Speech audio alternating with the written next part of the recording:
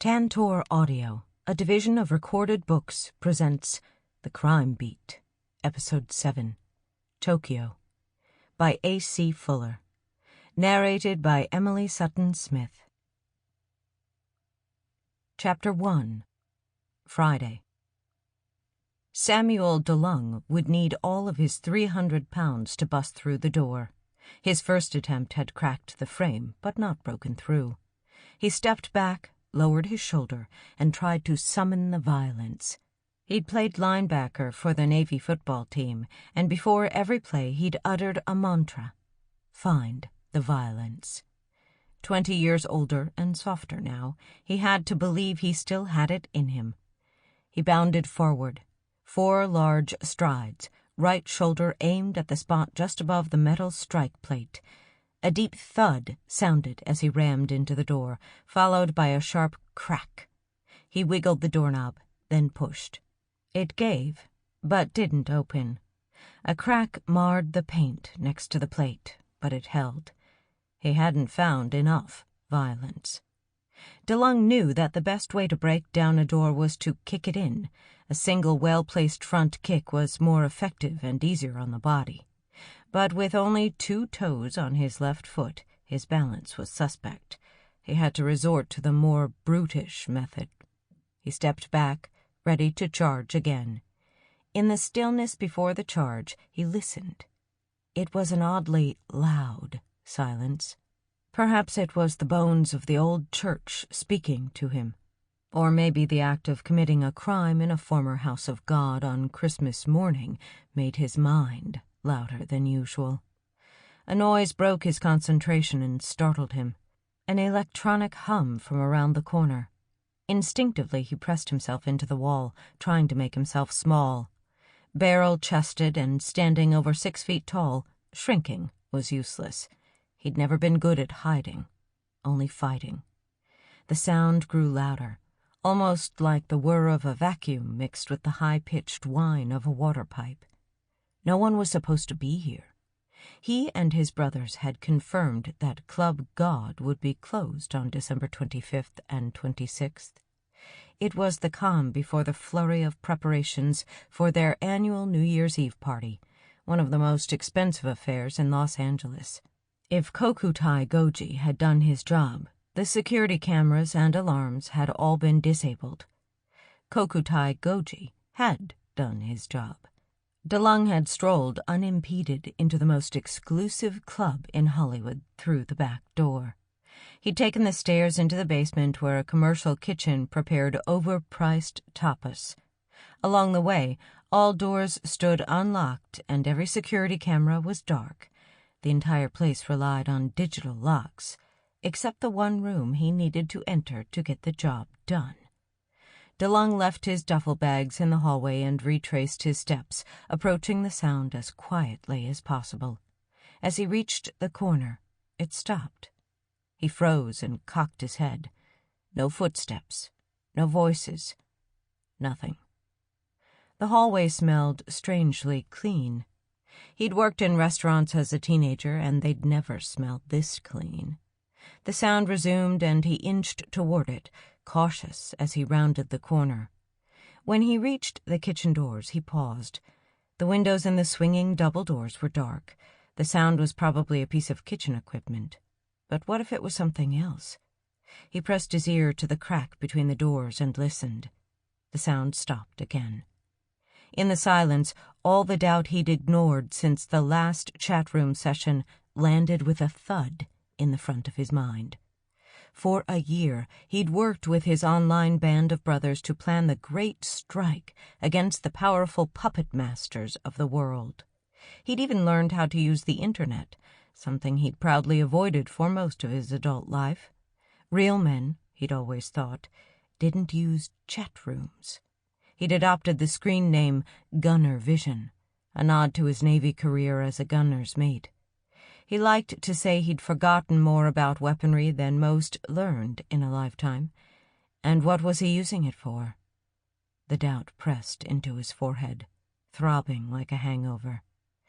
Someone could walk around the corner and catch him any second. And for what? To help Ebo Kane make his next billion? He pushed the thought aside. Kane's potential profits aside, their mission remained a virtuous one.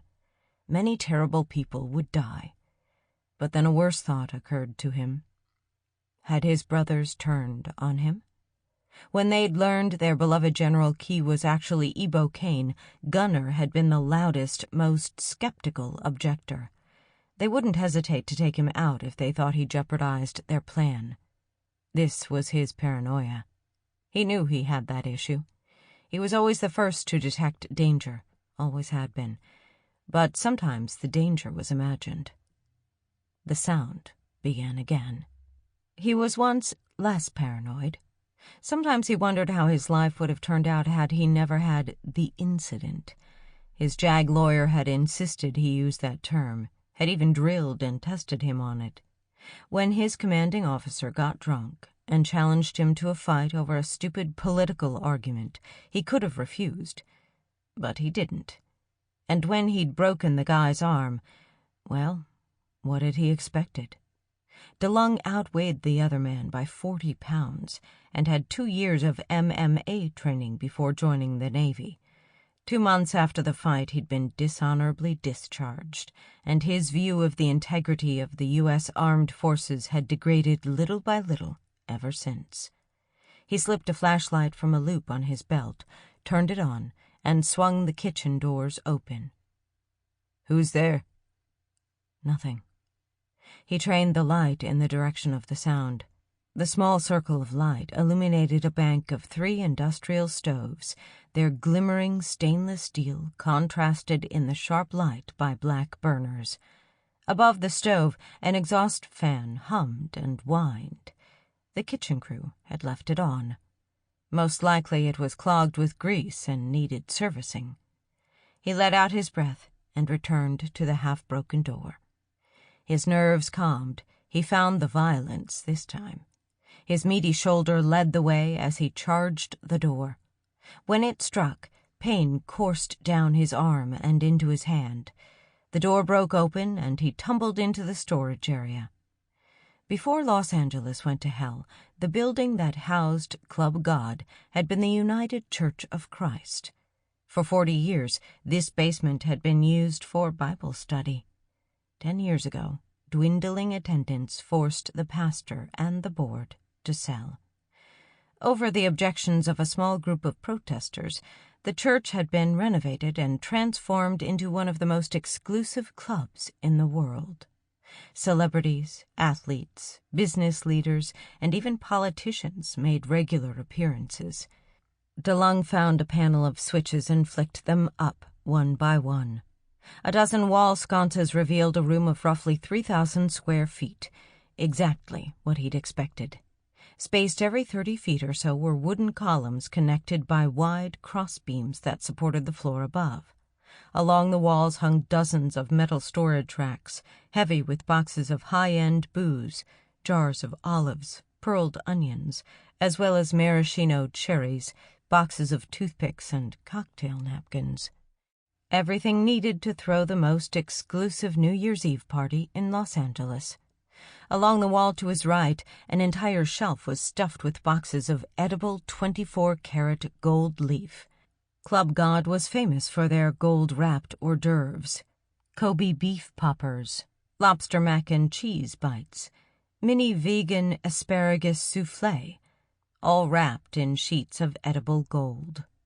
The thought was enough to erase any lingering doubts he had about blowing up every person entitled enough to feel welcome here. He grabbed the 8 duffels from the hallway and went to work, first climbing onto a chair to remove a panel of the drop ceiling. He slid a bag into the ceiling and replaced the tile. He repeated this 7 times, placing a bag in each corner of the room and a couple in the middle for good measure. 100 pounds of RDX was more than enough to kill every person on the floor above. He had 120. As he walked past the broken door, he stopped. He needed to make this look like a robbery. Searching for high-value targets, he took everything he could carry. A case of Johnny Walker Blue, a dozen small boxes of the gold leaf, a magnum of Cristal. Back at his car, he stashed the stuff in his trunk and messaged Kokutai Goji. He didn't know what time it was in Tokyo, but he counted on his Japanese brother to relock the doors and get the security cameras up and running again. Leaning on the hood of his car, he listened to the sounds of Los Angeles and lit a cigarette. It was less than a week before the explosives would shred the bodies of many of the greatest criminals in the world. Chapter 2.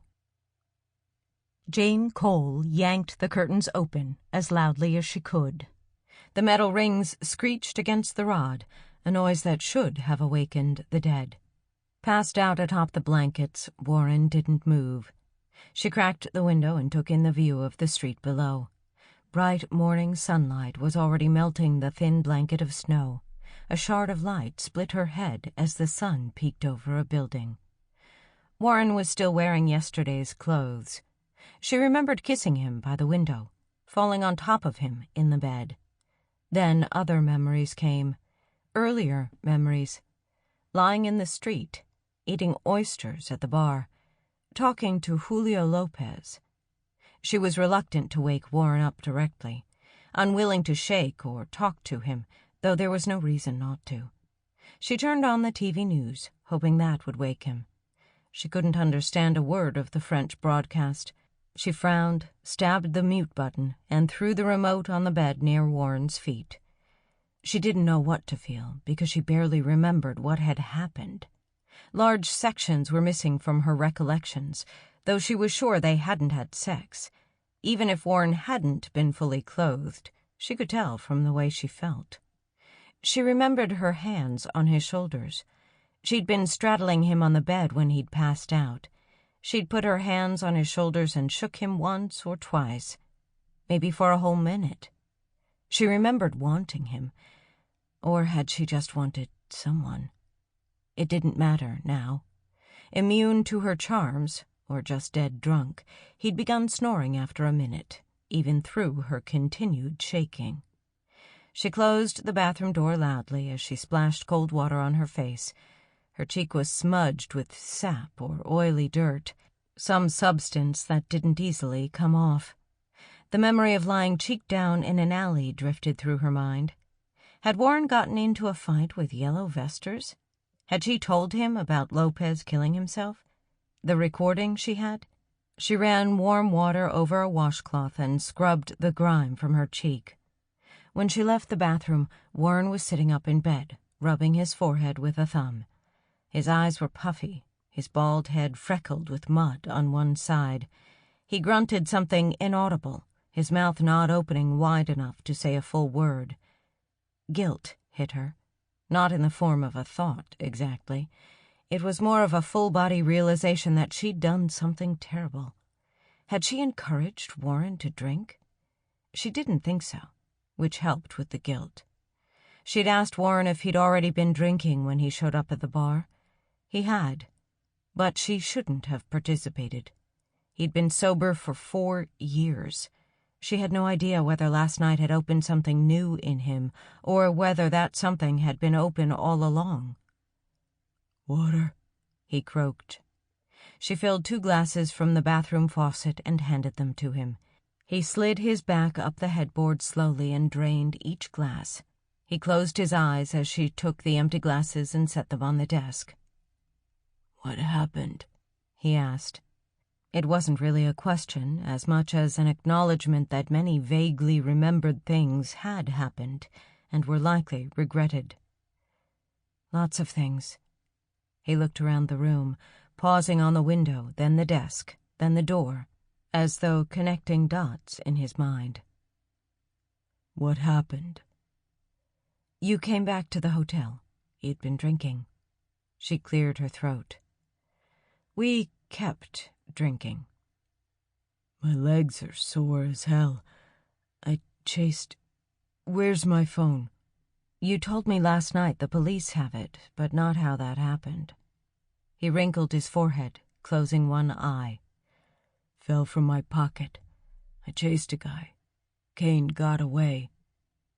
"I know." Cole's head throbbed gently. But she was certainly doing better than Warren. The hangover was easier than expected. She'd lost count of how much wine she'd had, but knew it had been good wine.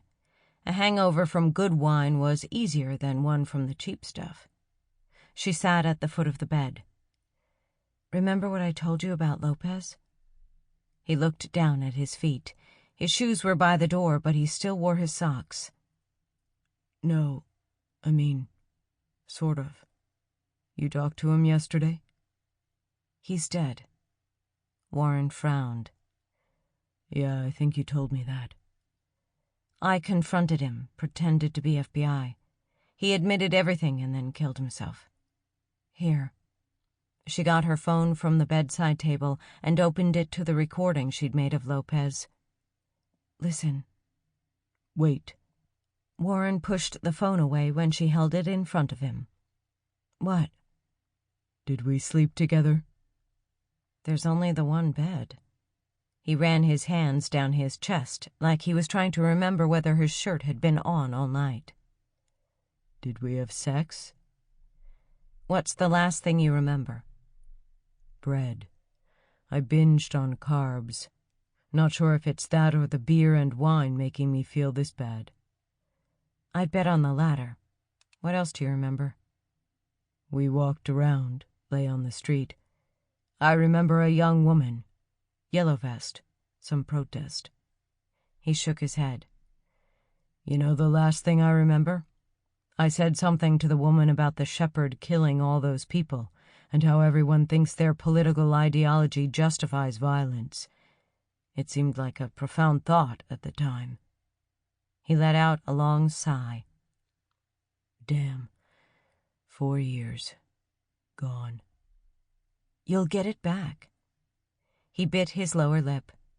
Cole knew the look of someone trying to hold it together. "Did we have sex?" he asked again. "Listen to this recording and I'll tell you." She pressed play and put the phone on his lap. While he listened, she made 2 cups of coffee in the coffee maker in the bathroom. She added 2 sugars to hers and gave a cup to Warren, who drank his black. He'd sat up in bed, and though he still looked like he'd been hit by a liquor truck, he'd perked up slightly. As it was with her, only the work kept him sane. He reached the part of the recording where Lopez named Chris Morgan as the mastermind of the plot to use Marines as security for Chinese drug runners in Afghanistan. A furious look cut a swath through the haze on his face. He blew on the coffee, letting the steam hit his face. "Coward," he whispered into the mug. In the next part of the recording, Lopez gave the name of the man who'd organized the operation, William Wei, a tall Chinese man who'd lived in Texas. They called him W. Slim. Warren took a tentative sip of coffee when the recording ended. She retrieved her phone. "What do you think?" He sipped his coffee, finishing the cup in 3 long swigs. "This is bad." "The coffee or the recording?" "You impersonated a federal officer. That's a serious crime." "But I did it on French soil, so I didn't commit any crime in the U.S." She didn't believe it as it left her mouth. It was more of a wish than a serious legal argument. Warren frowned. "You serious? That's not how any of this works." "Setting aside how much trouble I might be in, what else?" Warren let out a wet, throaty sigh. "I mean..." He blinked rapidly a few times, as though the caffeine had just kicked in. "It implicates Lopez and Morgan and William Wei, if that's even a real person. But it also implicates you. Just because you got a confession doesn't mean the feds won't prosecute you if the recording goes public. If I were you, I'd delete the thing." His roommate messaged me after he killed himself. The chat with me was one of the last things Lopez did. Roommate said he was turning it over to local police. "That's bad." She sipped her coffee. It wasn't sweet enough. "How bad?" "Depends. Chance they ignore it if they're sure it's suicide. Chance they alert pals at the FBI. Either way, I'd get rid of that recording, and if you're still on your crazy scheme to get closure on this, I'd look into William Way separately. He was probably right, but she wouldn't delete the recording. Not yet, anyway. He turned to her. So? What? What happened last night? Between us. I have my clothes on. I have a memory of getting dressed and going down to the lobby after we had sex, but that might have been a dream. That didn't happen. So what did happen? There was a loud knock at the door. Cole shot up, but Warren didn't budge. Mr. Warren? Miss Cole? A French accent. This is Gregory from the front desk. The police are here to see you. Chapter 3. 10 minutes later, Warren wobbled down the hallway, struggling to put one foot in front of the other. He followed Cole into the elevator and leaned on the brass-paneled door after it closed. The cool metal felt good on his head.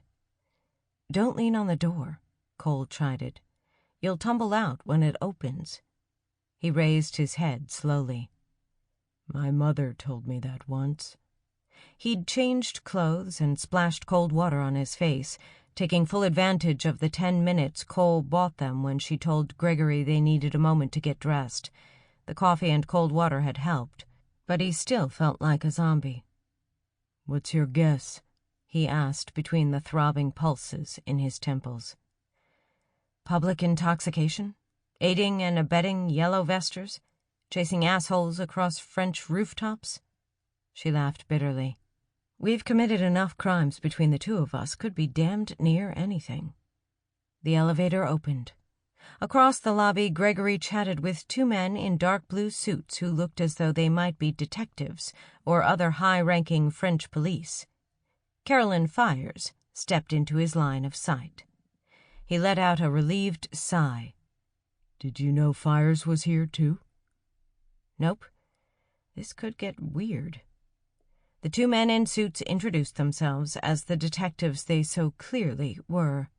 One stood at Warren's height, his crooked nose too large for his face. The other was short, with blotchy pink cheeks. Warren forgot their names immediately.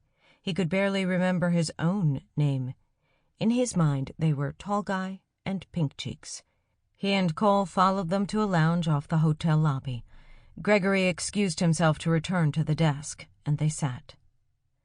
What's this about? Cole asked. Warren was fine letting her lead the conversation. The pain in his head and legs had subsided just enough for the regret to kick in fully. 4 years of sobriety, gone. The sense of loss left him speechless. Tall Guy leaned forward, elbows on his bony knees. We've been communicating with Miss Fires. He handed Cole an envelope. Your passport. He smiled as though he'd done something deeply generous. Cole stuffed it in her belt purse. Warren held out his hand. Fires gave him a concerned look. Sorry, Rob. Bad news. He glanced from Fires to Tall Guy, who wasn't holding another envelope. What? I'll let Miss Fires steal it, Tall Guy said. Fires put a hand on his knee. Short version, Rob. You'll get your passport back at the airport. Pink Cheeks cleared his throat. You're being, how do you say it in English? Evicted? A fire rose in Warren's chest.